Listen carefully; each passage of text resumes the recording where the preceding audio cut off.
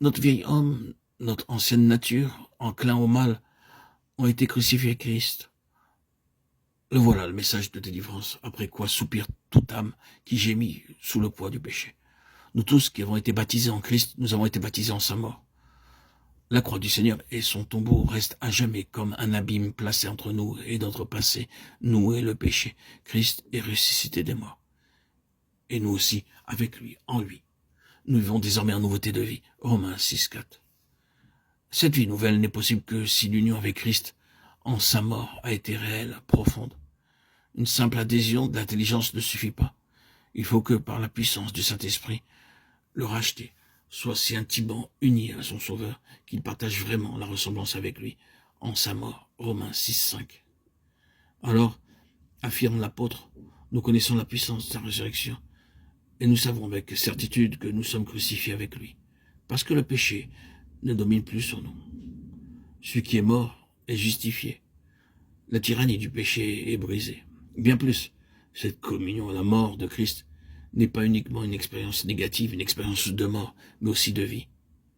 Nous sommes affranchis de l'esclavage du péché, non seulement par sa mort, mais par sa vie, vie de résurrection qui a vaincu la mort, et se manifeste en nous. Ceux donc qui sont morts au péché vivent en Christ, la vie de Christ, ne rencontrant plus d'obstacles, se communiquent à eux, comme celle du cep au sarment. Une vie nouvelle, une vie divine, une vie en Dieu. Vie féconde, vie de victoire, vie triomphante où l'on règne, voilà l'aboutissement, les résultats ultimes du calvaire. Car si Christ est mort, il est mort pour le péché.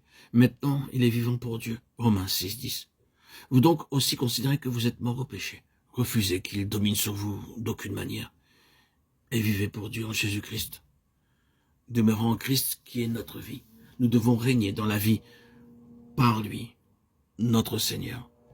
Mais, et ne nous lassons pas de le répéter avec l'apôtre, cette vie abondante ne peut se manifester que si le vieil homme est bien crucifié quotidiennement. Se considérerait-il comme crucifié avec Christ ceux qui cèdent encore aux sollicitations du péché, ceux qui livrent encore leurs membres comme instruments d'iniquité, par là rendant inutile la grâce de Dieu? Pour expérimenter la parfaite délivrance du calvaire, les rachetés doivent maintenir en eux, instant après instant, l'état de mort au péché, tout en se donnant à Dieu comme vivants de mort qu'ils étaient et offrir leurs membres à Dieu pour être des instruments de justice. Désormais, la loi de Christ ne leur était plus extérieure, mais elle était gravée dans le cœur. Elle faisait corps avec le racheté. Dorénavant, le péché devenait odieux et l'homme l'abhorrait parce qu'il était uni à Christ en sa mort, et par là, participait à sa vie. Autrefois, il était l'esclave du péché, maintenant il est devenu l'esclave de la justice. Romains 6, 17.